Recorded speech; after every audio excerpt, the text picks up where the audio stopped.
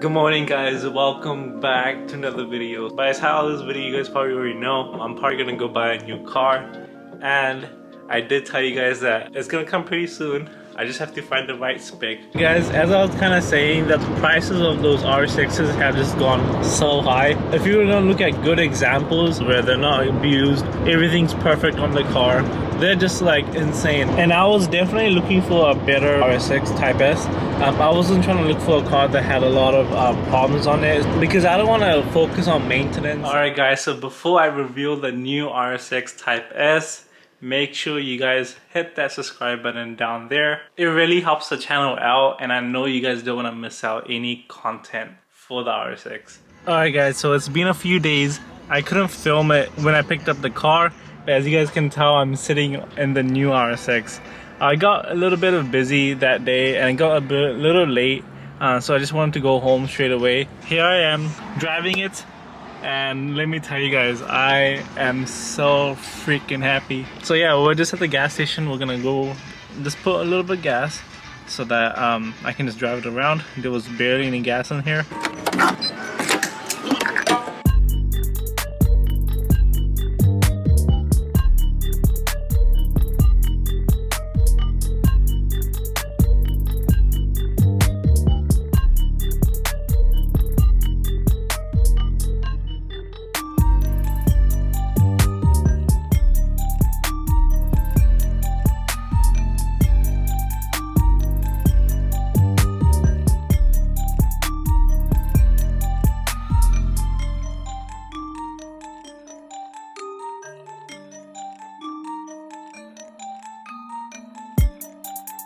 So yes guys, I am stoked for having a chance to own a car like this, and I think this is probably one of the funnest cars I've ever driven. Going up to the 8,000 RPM mark, hearing VTEC, let me tell you guys, this VTEC on this car, it is real VTEC. I told you guys that I was looking for a really clean RSX that is not abused and it hasn't gone through so many different stages like my previous RSX, where the person tracked it and the previous owner slammed the car to the ground. This car has been kept stock, which I love, and obviously if it's kept stock, I had to pay a pretty big price on this car.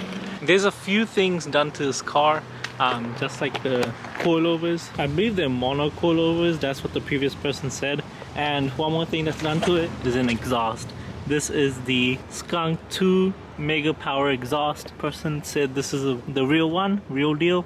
So the exhaust is a bit pricey. I kind of got a good deal with the car with the exhaust because I think the exhaust cost about $700. And one reason why I wanted to go for a stock car is I want to build it the way I want it. No offense to people that build cars, it's just that I came across a lot of issues with my previous RSX where there's so many aftermarket parts and I just don't know what's actually wrong with the car. With the previous RSX, I was fixing one thing and then another problem came up, and then another one, and then another one. Instead of that, I made up my mind, I'm gonna sell it for as much as I can, and I'm gonna just use that money to pay for a really clean RSX. And on top of that, the car also has a spec body kit. And hopefully you guys are excited for this build. I know I am.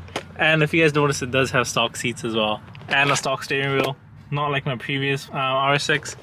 I did like the aftermarket seats, and I might have to replace them as soon as possible. I'll get to that pretty soon. The car also came with the stock spoiler. Basically means that the car hasn't been touched like that. Not in that way.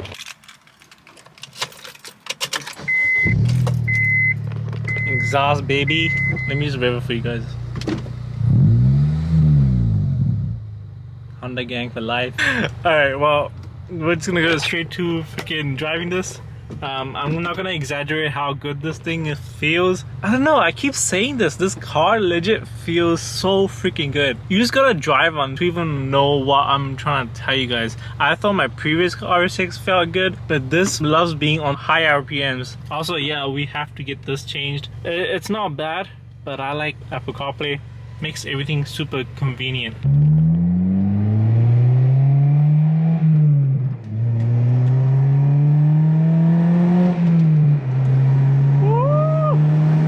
VTEC.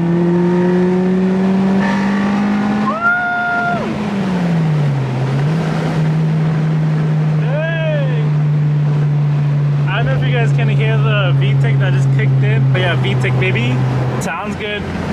It's a 4-banger. See, with my Mustang, the car is just fully straight pipe, so it doesn't really sound good. But this car has an actual exhaust that's quite expensive.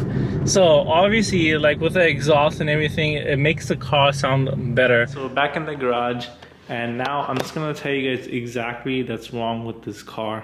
There are a few things that I didn't really mention about that I gotta repair first before I can do any modifications. So first things first, you guys can tell both of the seats are ripped. The driver's one is really ripped. They kind of look in a good condition on top, but I still am gonna replace the seats. I was kind of okay with ripped seats when I bought it from the previous owner, because I know there's a lot of aftermarket seats that you can buy for these cars, and they're not even that expensive.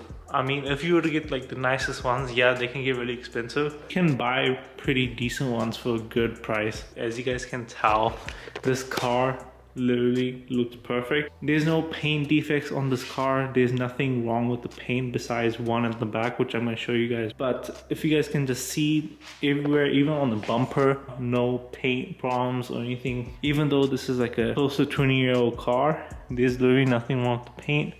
If you guys were to come around, there's no dents or anything on the car, which I love. You guys knew that how the paint was messed up on my top, on the roof. But on this one, the paint is perfect. Right now it's just super dirty. Even has these stock, what are these called? Like door protection? Like, I don't know. But it still has this on. It still has like these on, which is like for the fenders. And even on this side, on the front, they still has this from the factory. It's crazy. See, if you guys were to look at this angle, you guys can definitely see it. There's one here, paint chipped, one right here, and then one right here. I'm pretty sure I can get that paint corrected. I know it'll cost a lot for paint and stuff and body work on cars. Unfortunately, there is one more thing that's wrong with the car, and that has something to do with this front wheel. Long story short, the previous owner never mentioned this to me before I bought the car.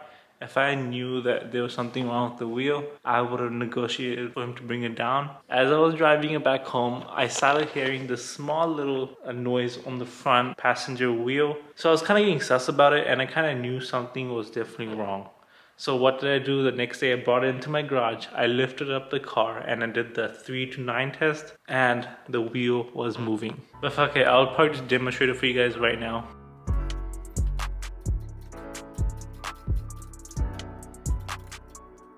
So as you guys can see, there's a wheel right here.